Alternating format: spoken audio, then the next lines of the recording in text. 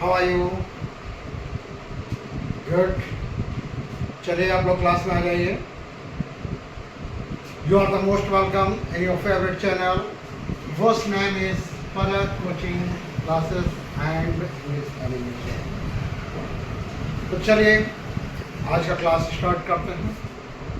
This is very important part of the English grammar. तो students, English, जब हम English grammar की बात कर रहे हैं, इंग्लिश ग्रामर,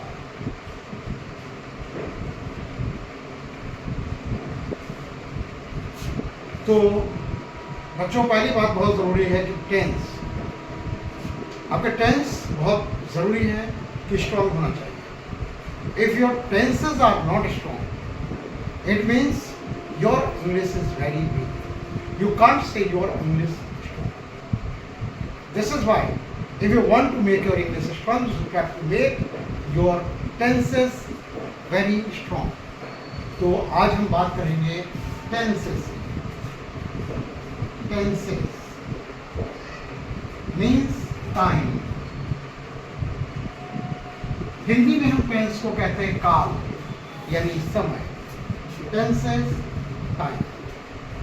बहुत अच्छे से हम चर्चा करेंगे आज हम टेंस की, बहुत अच्छे से डिस्कस करेंगे और आपको सीखना है.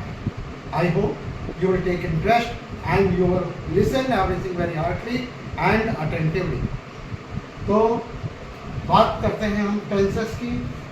Time means tense. तो आपको मैं बताऊंगा कि आपको टेंस कैसे रिकॉग्नाइज करना है, कैसे आइडेंटिफाई करना है कि कौन सा टेंस है.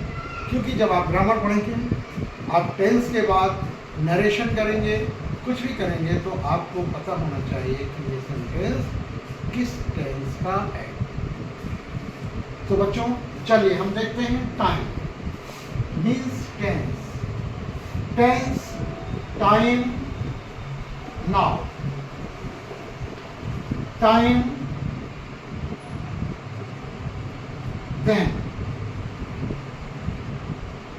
Time to come. Now I teach you in a very interesting manner. कई बार मैंने टेंस आपको पढ़ाए हुए हैं, तो आज का टेंस पढ़ाने का थोड़ा सा मैंने चेंज किया है मेथड.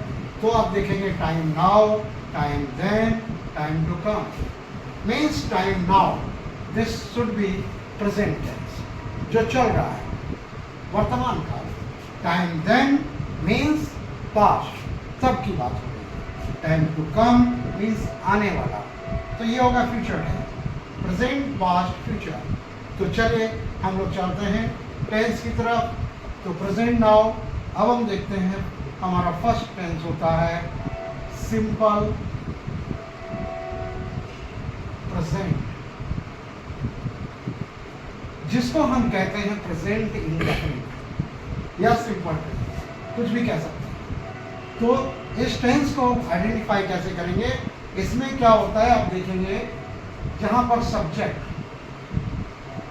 कोई भी सब्जेक्ट हो सकता है, सब्जेक्ट के साथ में वर्ब, मीन्स लाइक गो और goes. He goes, I go, it is simple present. Second, present continuous. इसको आइडेंटिफाई करेंगे तो प्रेजेंट कंटिन्यूअस, सिंपल प्रेजेंट हो गया, प्रेजेंट इंडेफिनिट, प्रेजेंट कंटिन्यूअस.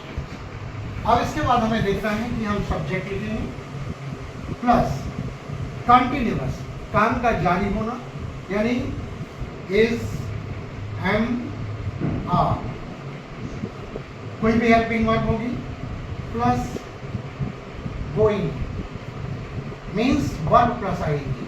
जहां आप देख रहे हैं इस एमआर का प्रयोग है और वर्ब आईएनजी लगाया हुआ है, तो आप समझ जाइएगा कि ये प्रेजेंट कंटिन्यूअस टेंस है. तो बच्चों आपने देखा सिंपल प्रेजेंट, प्रेजेंट कंटिन्यूअस. और अब इसके बाद चलते हैं हम present perfect. Present perfect tense. Present perfect tense में क्या होता है?